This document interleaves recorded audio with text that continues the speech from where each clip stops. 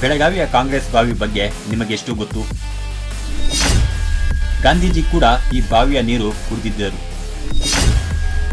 ಪಂಪಾ ಸರೋವರ ಕಾಂಗ್ರೆಸ್ ಬಾವಿ. ಮಹಾತ್ಮ ಗಾಂಧೀಜಿ ಕಾಂಗ್ರೆಸ್ ಅಧಿವೇಶನದ ಅಧ್ಯಕ್ಷತೆ ವಹಿಸಿದ್ದು ಒಂದೇ ಬಾರಿ. ಅದು ನಡೆದಿದ್ದು ಗಡಿನಾಡು ಬೆಳಗಾವಿಯಲ್ಲಿ.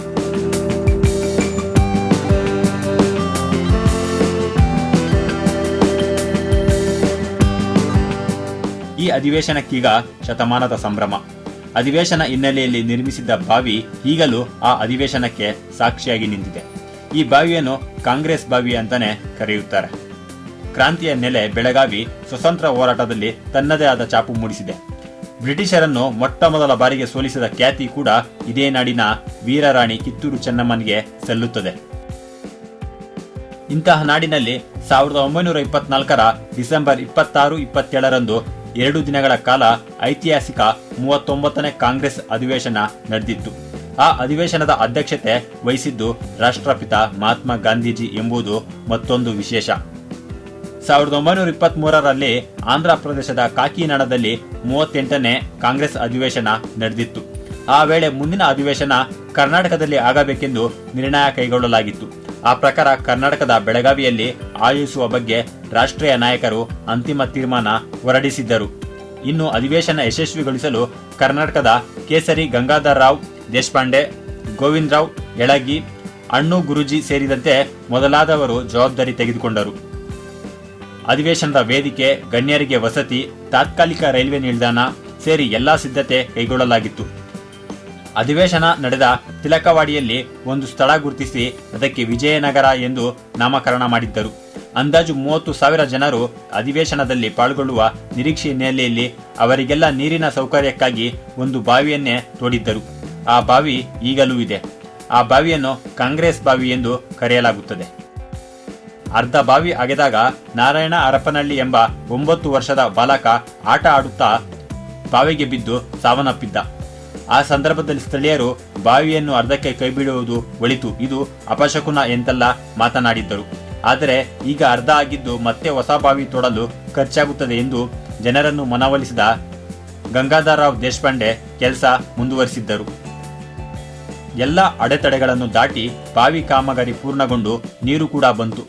ಬಾವಿಯ ಪ್ರವೇಶ ದ್ವಾರದ ಮೇಲಿನ ಗೋಪುರದ ಮೇಲೆ ಕನ್ನಡ ಮತ್ತು ಆಂಗ್ಲ ಭಾಷೆಯಲ್ಲಿ ಪಂಪಾ ಸರೋವರ ಎಂದು ಬರೆಯಲಾಗಿತ್ತು. ವಿಜಯನಗರ ಸಾಮ್ರಾಜ್ಯದ ಕುರುಹಿಗಾಗಿ ಅಧಿವೇಶನ ನಡೆದ ಸ್ಥಳವನ್ನು ವಿಜಯನಗರ ಎಂದು ನಾಮಕರಣ ಮಾಡಿದ್ದರು. ಪ್ರವೇಶ ದ್ವಾರಕ್ಕೆ ಹಂಪಿ ವಿರೂಪಾಕ್ಷ ದೇವಾಲಯದ ಗೋಪುರ ನಿರ್ಮಿಸಲಾಗಿತ್ತು.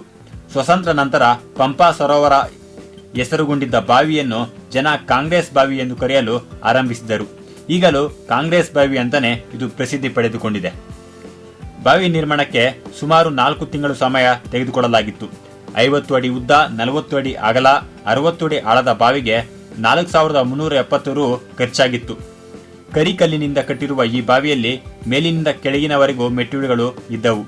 ಮೆಟ್ಟಿಲುಗಳ ಒಂದು ಬದಿಗೆ ಕಟ್ಟೆ ಕೂಡ ಇತ್ತು. ನೀರು ತುಂಬಿಕೊಳ್ಳಲು 10 ಗಡಗಡಿಗಳು, 10 ಕಮಾನುಗಳು ಇದ್ದವು. ನೀರಿನ ಮಟ್ಟ ಗೊತ್ತಾಗಲು ಬಾವಿಯ ಸುತ್ತಲೂ ಕಲ್ಲಿನಿಂದ ಮಾಪನ ಅಳವಡಿಸಲಾಗಿತ್ತು.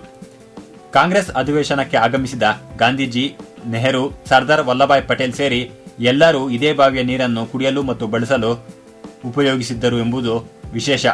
ಕುಸಿದು ಬಿದ್ದ ಬಾವಿಯ ಒಂದು ಭಾಗದ ಗೋಡೆಯನ್ನು ಹೋರಾಟಗಾರರ ಒತ್ತಡಕ್ಕೆ ಮಣಿದು ಜಿಲ್ಲಾಡಳಿತ ದುರಸ್ತಿಪಡಿಸಿದೆ. ಆಯುತಾಕಾರದ ಬಾವಿ ಈಗ ಗೋಲಾಕಾರದಲ್ಲಿ ರೂಪುಗೊಂಡಿದೆ. ಬಾವಿಯ ಹಿಂಭಾಗದ ಗೋಡೆಯ ಮೇಲೆ ಮಹಾತ್ಮ ಗಾಂಧೀಜಿ ಸೇರಿ ಹಲವು ಹೋರಾಟಗಾರರ ಉಬ್ಬು ಚಿತ್ರಗಳನ್ನು ಬಿಡಿಸಲಾಗಿದೆ. ಬಾವಿಯ ಮೇಲ್ಭಾಗದಲ್ಲಿ ತಂತಿಯಿಂದ ಮುಚ್ಚಲಾಗಿದ್ದು ಬಾವಿಯ ತುಂಬ ನೀರಿದೆ. ಈಗ ಮಹಾನಗರ ಪಾಲಿಕೆಯಿಂದ ಸುತ್ತಲಿನ ನಿವಾಸಿಗಳಿಗೆ ಬಾವಿಯ ನೀರನ್ನು ಶುದ್ಧೀಕರಿಸಿ ಸರಬರಾಜು ಮಾಡಲಾಗುತ್ತಿದೆ. ವೀರಸೌಧ ನಿರ್ಮಾಣ. ಕಾಂಗ್ರೆಸ್ ಅಧಿವೇಶನ ನಡೆದ ನೆನಪಿಗಾಗಿ ಇಲ್ಲಿ ವೀರಸೌಧ ನಿರ್ಮಿಸಲಾಗಿದೆ. 2002ರಲ್ಲಿ ಅಂದಿನ ಮುಖ್ಯಮಂತ್ರಿ ಎಸ್.ಎಂ. ಕೃಷ್ಣ ಉದ್ಘಾಟಿಸಿದ್ದರು. ವೀರಸೌಧದಲ್ಲಿ ಮಹಾತ್ಮ ಗಾಂಧೀಜಿಯ ಸುಂದರ ಪುತ್ಥಳಿ, ಹಿಂಭಾಗದಲ್ಲಿ ಅತಿರಥ ಮಹಾರಥ ಸ್ವತಂತ್ರ ಹೋರಾಟಗಾರರ ಉಬ್ಬು ಚಿತ್ರಗಳು ಗಮನ ಸೆಳೆಯುತ್ತಿವೆ.